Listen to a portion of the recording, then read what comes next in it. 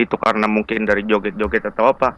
Nah, terus juga manfaat joget-joget buat industri e-sport itu apa? Oke. Itu doang yang mau gue tanyain. Oke. Sorry sebelumnya ya. Ya, Siap, silakan. thank you. Jangan turun dulu ya, nggak apa-apa di sini ngobrol dulu. Oke, Ji.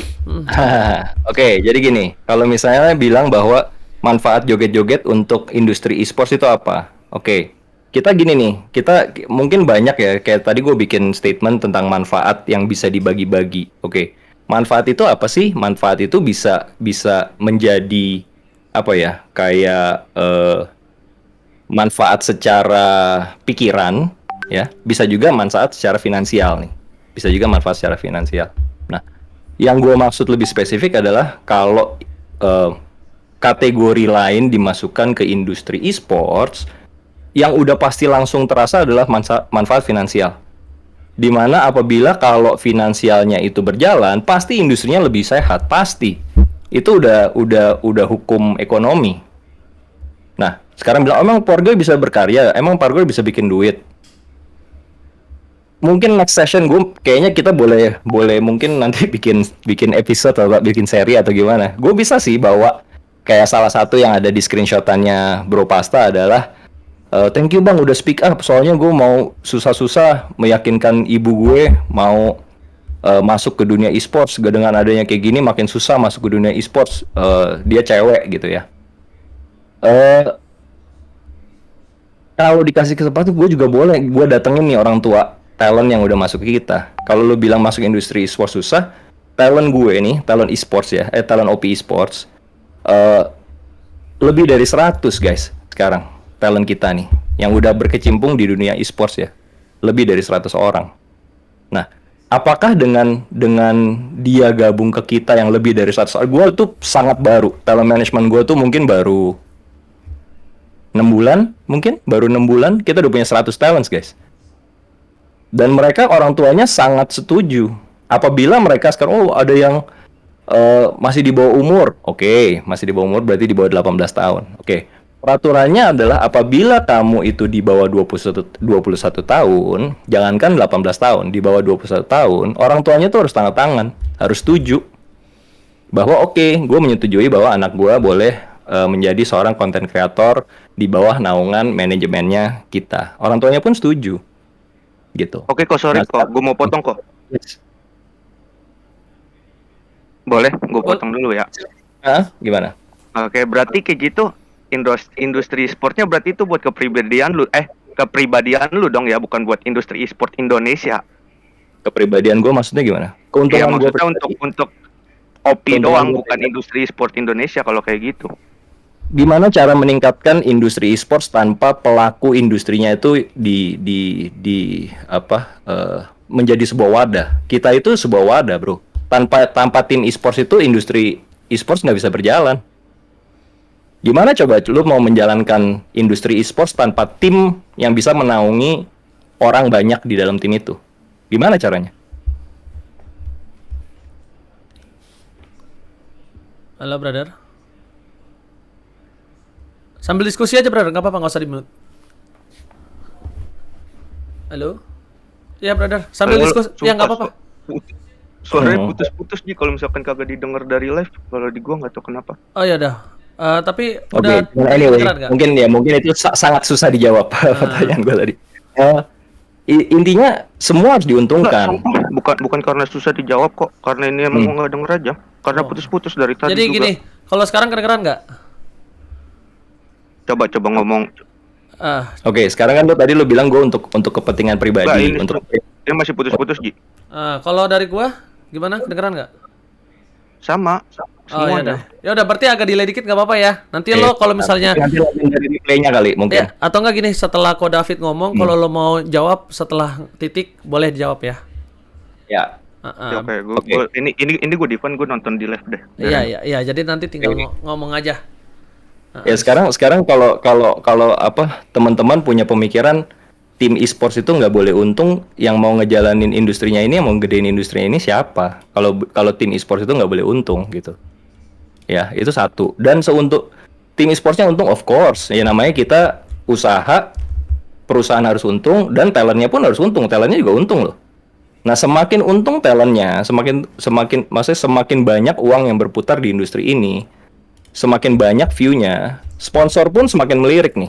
Kalau lu hanya mengotak-ngotakin hanya boleh game, akhirnya yang bisa masuk tuh cuma sponsor-sponsor game. Gimana dengan sponsor fashion? Gimana dengan brand beauty? Gimana dengan brand makanan? Kalau misalnya talent kita nggak kita lebarin, itu apa ya? Hukum ekonomi. Kembali lagi ujung-ujungnya kita jualan konten gitu. Semakin bagus kontennya, semakin bervariasi, semakin besar view-nya, industrinya pun akan semakin besar. Nah, gitu brother. Mungkin agak delay kok ya. Nanti setelah dengar dari Nimo bisa langsung ditanggapi. Nanti langsung buka aja di eventnya, langsung ngomong nggak apa-apa. Karena lebih enak kayak gini guys. Gue udah bilang boleh nanya, sopan kayak dia, pasti gue bolehin. Pasti. Nah, mungkin ini agak sedikit delay dikit ya. Soalnya buat menjembatani biar kalian juga ada rasa gelisah, risau kayak gini, nanya kayak gini. Nanya yang sopan, biar dijawab. Kalau kalian masih menurut kalian nggak ini, nggak apa-apa. Nah, gitu kok. Jadi bisa kita bilang kalau Ko David itu maksudnya ini buat kalian semua ya. Kok gue agak rangkum, kalau salah mungkin Silakan. dilurusin ya. Kalau misalnya yang ditanya tadi adalah berarti itu buat kepentingan OP sendiri, gitu. Maksudnya adalah Ko David dia ingin menggedekan e-sport, tapi sebelum dia menggedekan dia membantu dengan cara dari OP-nya itu berkembang supaya nanti ketika dia besar industrinya juga ikut keangkat bersamaan. Mungkin itu yang dimaksud sama Ko David. Jadi kalau ada salah boleh ini ya kok ya. Persis. Jadi maksud gue gini, apalagi kita menurut gue ya, industri ini yang diperlukan dari industri ini adalah menumbuhkan tim-tim baru, bro. Ya, apalagi sekarang kita udah ngebahas akan masuk kurikulum nih, ya. E-sports itu akan masuk kurikulum. Dulu gue juga nggak tahu nih kurikulumnya yang diajarin ini apa nih. Apakah jadi seorang professional player doang? Apakah menjadi tim kreatif? Apakah menjadi tim manajemennya? Apakah jadi content creator? Ini menurut gue semuanya nih bagian sekarang yang di atas kepala gue baru 4 ini nih. Kedepannya apakah akan cuman gini doang? Mungkin enggak. Apakah kita mau melimitasikan hanya dari 4 bidang karir ini yang lu bisa pursue di industri e-sports? Syukur-syukur nanti bisa ada, ya gua nggak tahu deh perkembangannya nanti kemana. Itu pinter-pinternya tim e-sports bisa melihat peluang itu. Oke, sekarang gue balik lagi ke kenapa kita perlu menumbuhkan tim-tim e-sports lebih banyak. Ya. Kalau lu udah mau masukin kurikulum di seluruh Indonesia, udah punya belum kira-kira datanya berapa banyak sih yang minat untuk masuk ngambil kurikulum itu? Ternyata misalnya 1 juta orang misalnya. Indonesia 270 juta, mungkin SMA ya minim-minim 1 juta yang mau masuk. Nah, kalau tim e-sportsnya nggak bisa bertambah, hanya itu aja, bahkan yang besar aja banyak yang gugur, lama-lama kalau kita batasin, kita pagerin, yang kecil-kecil nggak akan bisa bertumbuh, guys. Nggak akan bisa bertumbuh yang kecil-kecil. Nah, kalau misalnya kita disisakan dengan misalnya 10 tim besar, dalam 10 tim itu bisa nampung berapa anak sih? 10 tim maksimal dari mungkin 1 juta lulusan kurikulum e-sports di Indonesia ini. Nah, kita udah coba mikir sampai sana belum? Gitu. Jangan kita mikirin hanya dari sisi bagus. Bukannya gue bilang kurikulum itu tidak bagus ya. Bukannya gue anti itu, gue sangat mendorong. Waktu kita meeting sama OP diundang untuk meeting PBSI. Gue juga salah satu bintang waktu sebelum event apa gue lupa, masih ada di grupnya kok. Ada dari EVOS, RRQ, semua tim-tim besar, kecuali OP masih tim kecil lah. Gue speak up. Salah satu yang gue anjurkan adalah, kayaknya kita perlu bikin sistem kurikulum nih di sekolah. Ya gue yakin mungkin kesana bukan ide gue nggak bilang itu ide gue ya, cuman gue raise this issue, gue naikkan isu ini bahwa harus lebih tertata nih e-sports kita. Kita harus siapin anak-anaknya. Industri e-sports tuh nggak hanya main game, ya. Bisa jadi caster, bisa jadi audio yang pegang audio, bisa pegang kamera, bisa jadi editor, bisa jadi akuntannya. Nah itu ayo kita terapin, ya. Itu bagus. Kita siapin sumber daya manusianya supaya siap untuk masuk ke industri e-sports, oke? Nah, tapi Yang menampung wadahnya udah cukup belum? Kurang nggak yang menampung? Kalau kurang, ayo dong kita tambahin, ayo dong kita dukung tim-tim kecil supaya bisa bertumbuh. Nah, kalau misalnya semua dipagerin, lu playing by the rules, you're playing by the big boys rules, jadi lu main dengan apa ya? eh, apa yang sudah dilakukan tim besar, kita ngikutin dia nih, tim kecil ngikutin dia nih. Nggak bisa, bro. Sampai kapanpun lu nggak akan bisa bersaing sama tim besar. Sama sekarang Tokopedia udah segede gitu. Ya lu mau bikin e-commerce, lu mau ngelawan Tokopedia, nggak, lu secanggih-canggihnya konsep lu nggak akan bisa menang lawan Tokopedia. Nah mungkin itu guys yang kalian perlu apa ya, lebih jauh pikirnya gitu. Sebenarnya apa sih yang kita harus lakukan ke industri e-sports ini? Lebih berkembang lah ya. Hmm. Jadi halo brother, gimana udah bisa ngomong? Sebelum nanti gua rangkum karena ini mungkin ada lagi yang mau naik. Halo, Ji. Ya, gimana? Boleh silakan.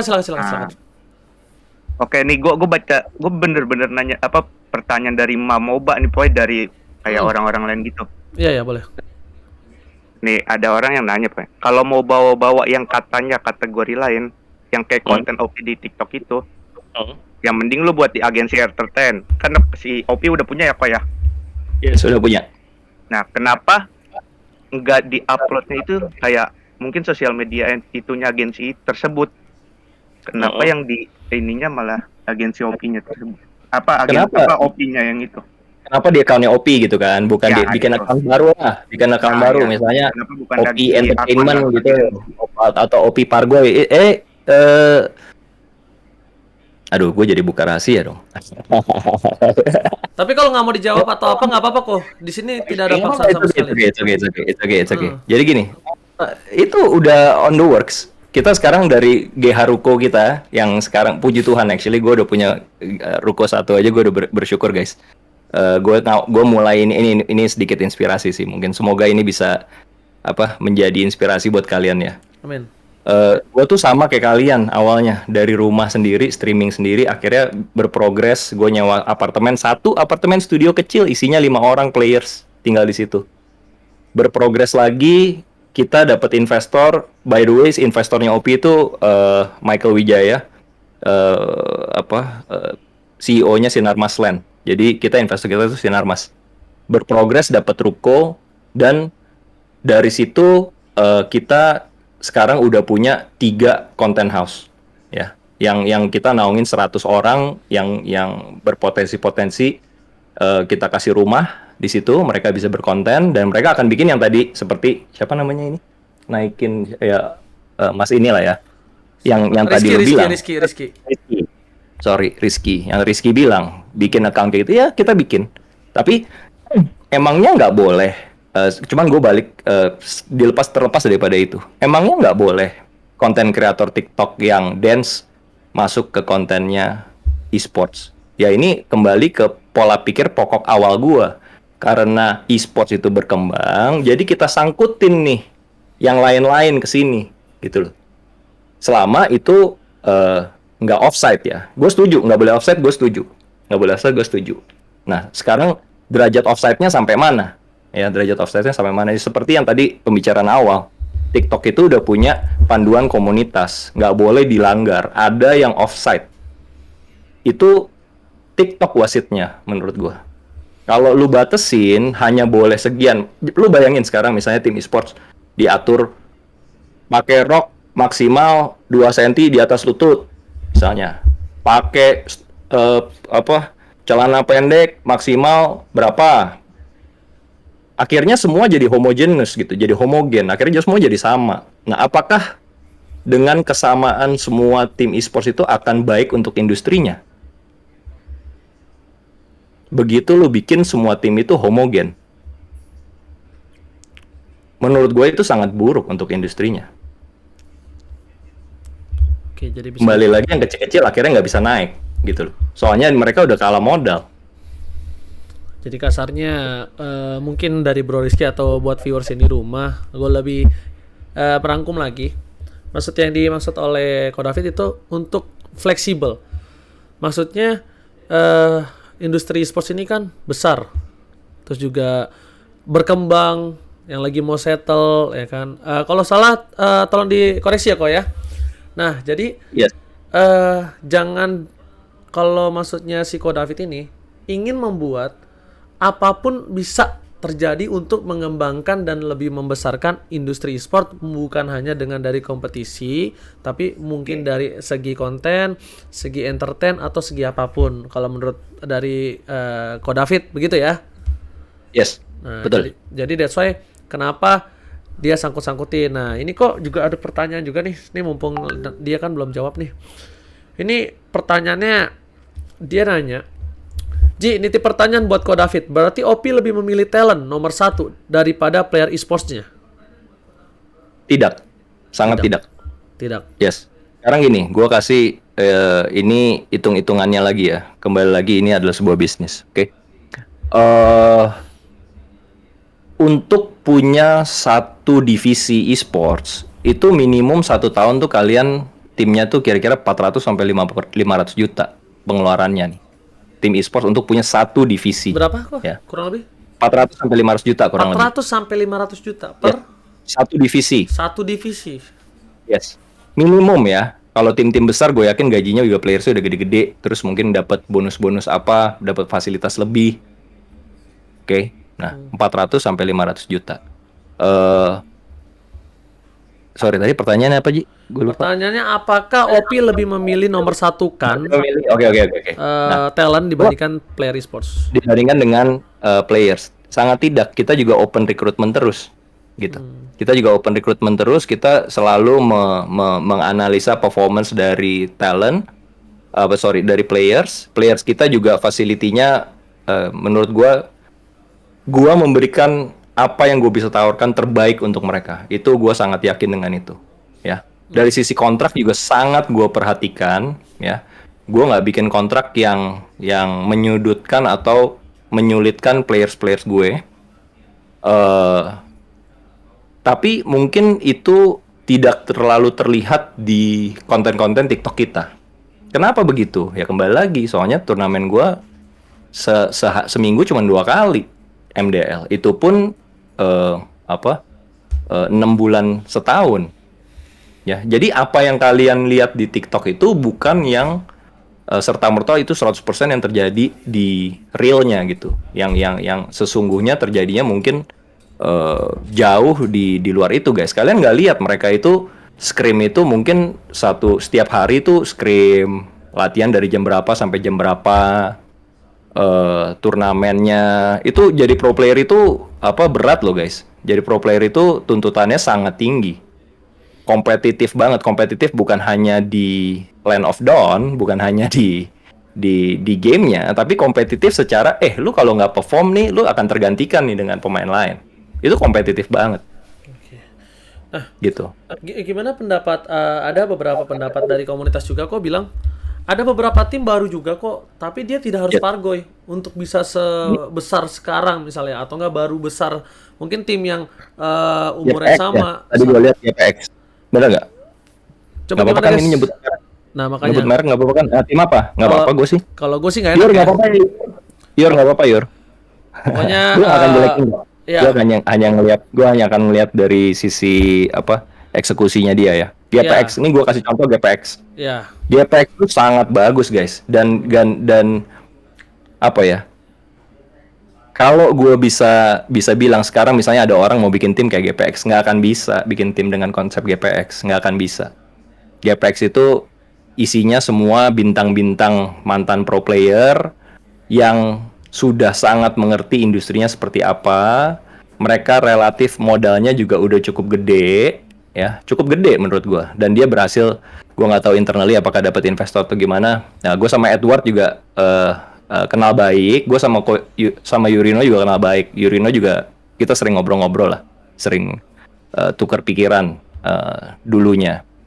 Semua tim itu meskipun baru, semua punya angle yang berbeda-beda gitu. Cara mereka penetrasi ke market ini, ke industri ini berbeda-beda. Contoh Dewa United itu juga datang bawa modal, ya.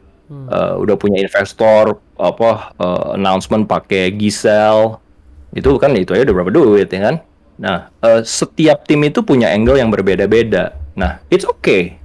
Let's embrace differences gitu. Mari kita justru kita harus naikin perbedaan dalam industri e-sports. Menurut gue itu sangat bagus buat industrinya. Begitu ada satu yang tim-tim bintang-bintang e-sports, satu lagi yang datang-datang GH-nya bagus sekali, udah punya tim bola, apa segala macam, bagus untuk industrinya, nggak apa-apa. Semakin banyak pemainnya, semakin bagus industrinya kok, menurut gue. Nah, tapi jangan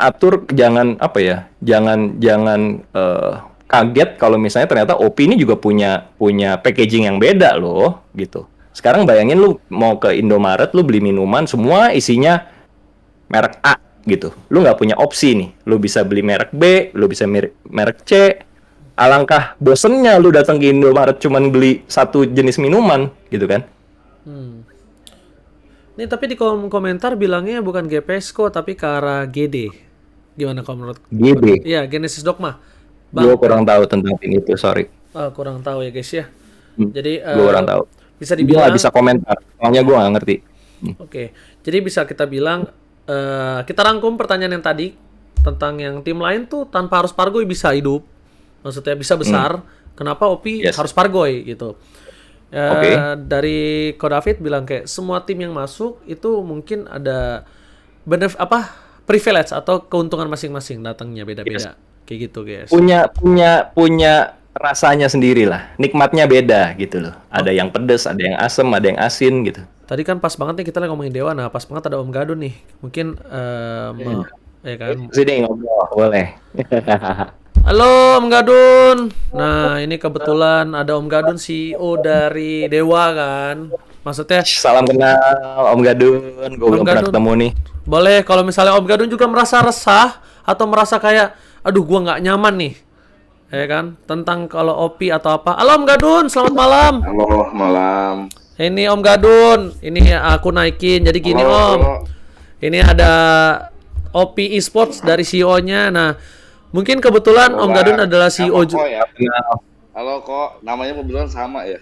Iya, sama-sama David, susah juga. Jangan-jangan selama ini dia hujatnya sebenarnya ke David yang Dewa, ternyata bukan David OP.